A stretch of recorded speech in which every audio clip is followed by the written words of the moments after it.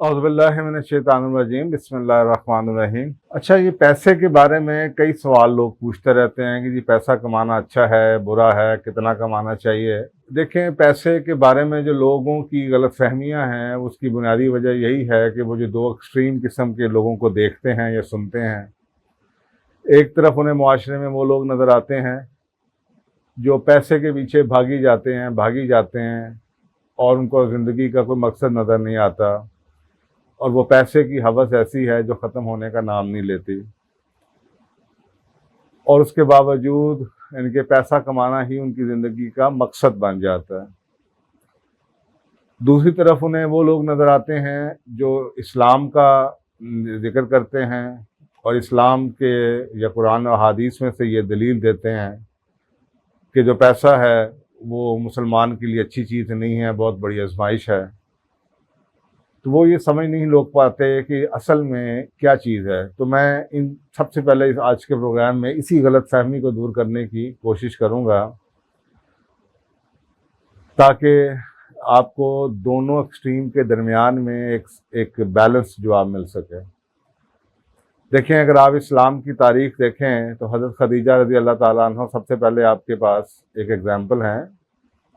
آپ ایک بہت مالدار خاتون تھیں، اور اسلام کی تبلیغ کے شروع کے دنوں میں آپ کا جو مال تھا وہ بہت کام آیا اسلام کے لیے، اس مقصد کے لیے۔ اسی طریقے سے دوسری اگزامپل آپ کے سامنے حضرت عثمان غنی رضی اللہ تعالیٰ عنہ کی ہے۔ ان کو غنی کہا جاتا تھا، ان کے پیسے نے اسلام کو بہت سہارا دیا۔ اسلام کے ابتدائی دور میں جہادوں کے لیے، جب جہاد ہوتے تھے، جنگیں ہوتی تھیں، اور جو غریب لوگ تھے ان کے لیے یا مسلمانوں کو قرضے سے نجات دلوانے کے لیے آپ نے کھلے دل سے پیسہ اپنا خرچ کیا۔ اگر وہ سوال یہ ہے کہ وہ پیسہ تھا تو خرچ کیا۔ تیسرا، ایک جو بہت مالدار صحابیوں میں سب سے زیادہ جن کا ذکر کیا جاتا ہے وہ عبد الرحمن بن عوف ہیں رضی اللہ تعالیٰ عنہ۔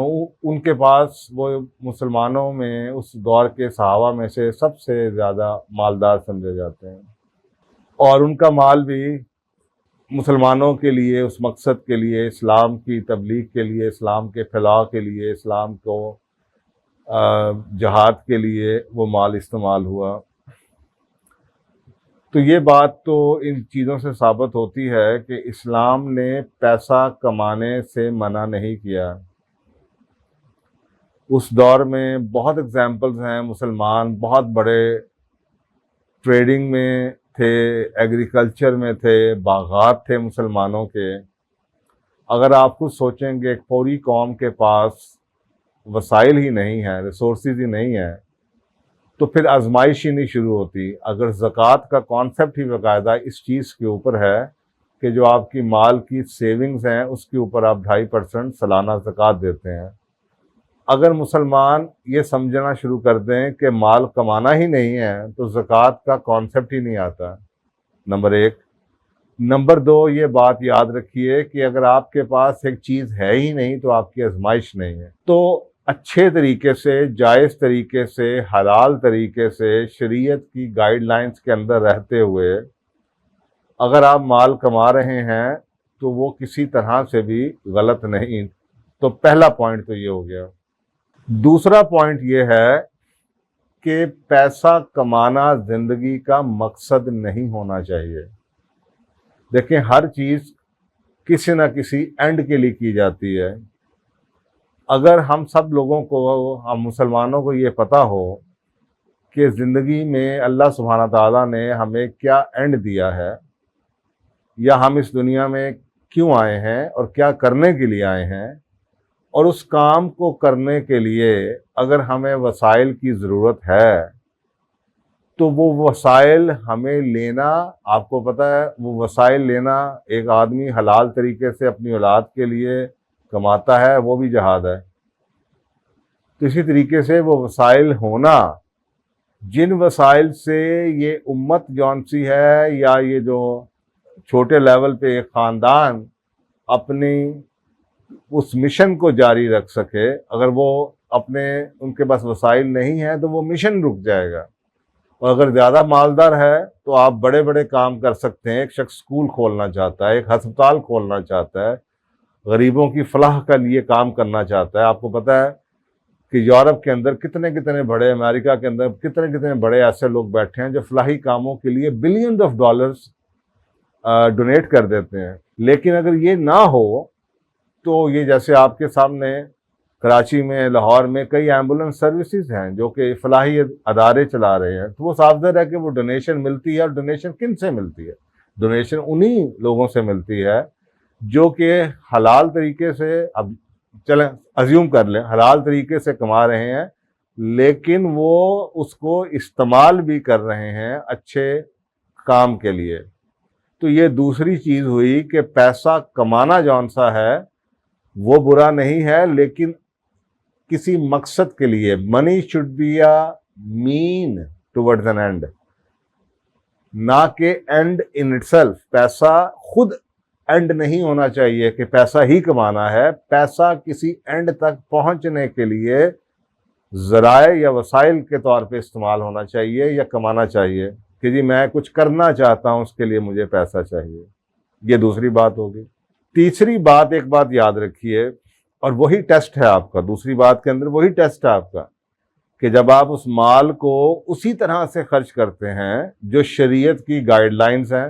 آپ اپنے رشتہ داروں پہ, اپنے گھر والوں سے بلکہ شروع کیجئے, اپنے گھر والوں سے, اپنی ذات سے شروع کریں, اپنی ذات سے, اپنے گھر والوں پہ, اپنے ماں باپ کے لیے, اپنے رشتہ داروں کے اوپر, جو ضرورت مند ہیں ان کے اوپر, جو مانگنے والے ہیں, جو نہیں مانگنے والے ہیں, اور اس کے اوپر اور آپ کے پاس اللہ نے دیا تو اپنے ملک کے لیے, اپنی قوم کے لیے, اپنی امت کے لیے خرچ کرتے ہیں, تو وہ مال جون سا ہے وہی آپ کی نجات ہے.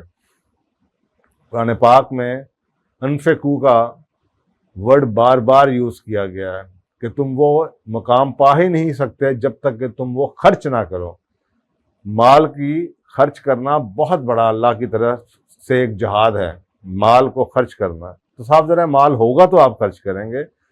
اور یہ جو انفقوا کا جو ورڈ ہے, یہ جیسے آپ کہتے ہیں نا, یہ عربی میں ایک ایسی چیز جس کے دو اینڈ ہوں. دو اینڈ کا مطلب ہے کہ ایک جیسے آپ کا ایک جیب ہے, اوپر سے اس کا اندر آنے کا راستہ ہے, نیچے سے اس کے نکلنے کا راستہ ہے. تو وہ ایک ایسا نظام جس سے آپ کما رہے ہیں اور اس کے بعد آپ اس کو اسی طریقے سے شریعت کے مطابق خرچ کر رہے ہیں. یہی امتحان ہے آپ کا. پہلا امتحان یہ کہ آپ شریعت کی گائیڈ لائنس کے اندر رہ کے کمائیں.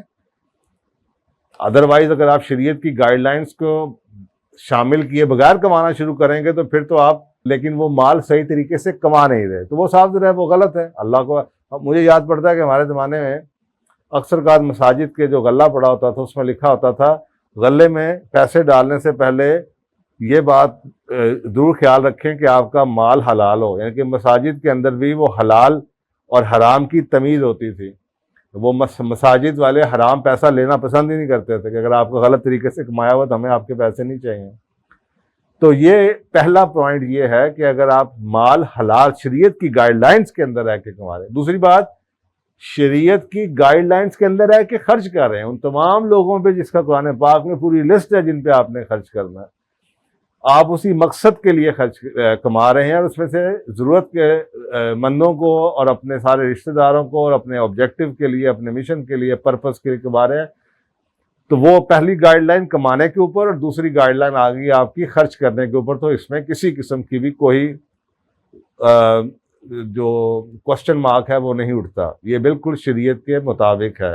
وہ علیحدہ بات ہے کہ کچھ لوگ ایسے ہیں یا پیسے کے اندر ایسی کشش ہے کہ اکثر اوقات پیسہ کمانے کے چکر میں لوگ بھول جاتے ہیں کہ انہوں نے پیسہ کمانا کیوں شروع کیا تھا. وہ پیسہ کمانا ہی بذات خود اپنی زندگی کا مقصد بنا کے باقی تمام چیزیں بھول جاتے ہیں, اور اسی پیسہ کمانے کے لیے جو ان شروع میں وہ چاہتے تھے کہ ہم فلاح میں استعمال کریں گے, فلاحی کاموں میں استعمال کریں گے, وہ اس پیسے کو کمانے کے لیے بہت سے غیر شرعی کام کرنا شروع کر دیتے ہیں. تو صاف ظاہر ہے وہ بات تو غلط ہے. تو یہ دوسری بات ہوگی. پہلی بات کمانا, اس میں ٹیسٹ آپ کا, اور اس کے بعد خرچ کرنا وہ پھر امتحان آپ کا, ٹرائل, کہ اب آپ اس کو کیسے خرچ کرتے ہیں اور کس مقصد کے لیے خرچ کرتے ہیں. کہ آپ اپنے ایکسٹرا ویگنٹ تو نہیں ہیں, عیاشیوں میں خرچ تو نہیں کر رہے, اسٹیٹس کے اوپر تو نہیں, معاشرے میں اور انتشار تو نہیں پھیلا رہے, اور شو بازی تو نہیں کر رہے, اور اپنے جناب بڑے بڑے آپ نے لائف سٹائل دے کے لوگوں کو تنگ تو نہیں کر رہے. آپ کو پتہ ہے کہ یہ چیزیں معاشرے کے اوپر اثر پڑتی ہیں جب معاشرے میں اتنی تفریق ہو جائے. ایک طرف لوگوں کو نظر آ رہا ہو اتنا پیسہ کسی کے پاس ہے, دوسرا کسی کے گھر میں روٹی کھانے کے لیے پیسہ نہیں ہو, تو وہ صاف ظاہر ہے وہ ایک معاشرے کے اندر انتشار کی کیفیت پیدا ہو جاتی ہے. تیسری بات ایک یاد رکھیے, اب یہ تو شریعت کی تو میں نے آپ کو بات بتا دی, اب یہ دنیاوی ایک میں آپ کو بات بتاتا ہوں.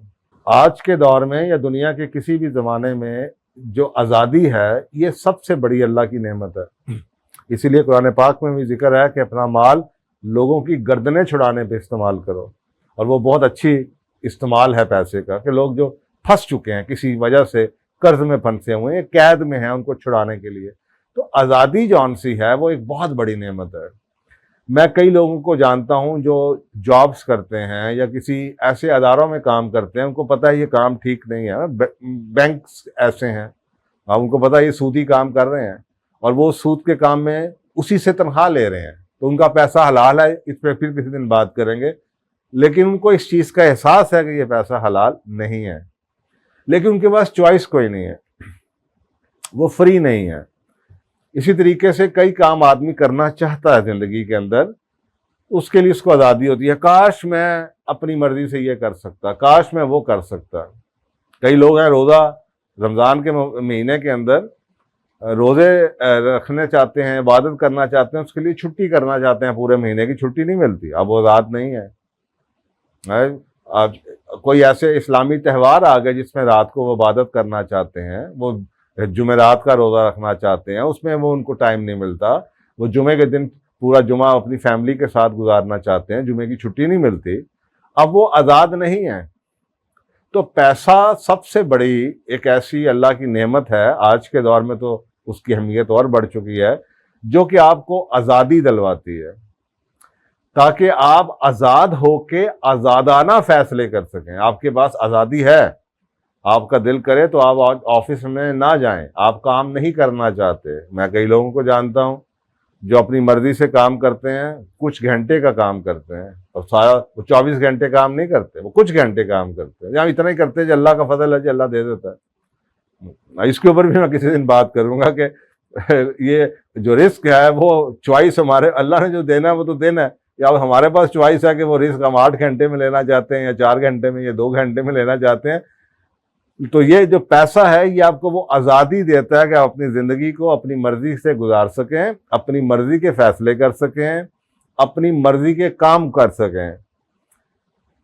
تو صاف ظاہر ہے جس کے پاس پیسے نہیں ہیں وہ اس آزادی میں نہیں ہے. تو پیسے کی سب سے بڑی جو اللہ کی طرف سے ایک اس کی خوبی ہے وہ یہ ہے کہ یہ آپ کو آزاد کر دیتا ہے, آپ کو پریشانی سے دور کر دیتا ہے.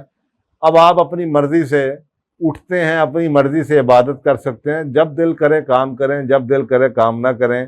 وہ لوگ جو پیسے کے ہی چکر میں بیٹھے ہوئے ہیں وہ اور وہ اپنے وہ کام نہیں کر پاتے جو وہ کرنا چاہتے ہیں, وہ آزاد نہیں ہے.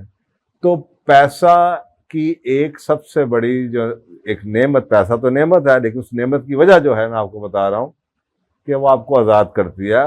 اور ہم ایز اے مسلم ہم یہ انڈرسٹینڈ کرتے ہیں کہ اگر آپ اتنے ویلدی ہیں یا آپ اتنے فائنینشلی فری ہو گئے ہیں کہ آپ کو پریشانی نہیں ہے, تو زندگی آپ اپنی مرضی سے, اپنے طریقے سے, شریعت کے مطابق اپنی مرضی کے کام میں گزار سکتے ہیں.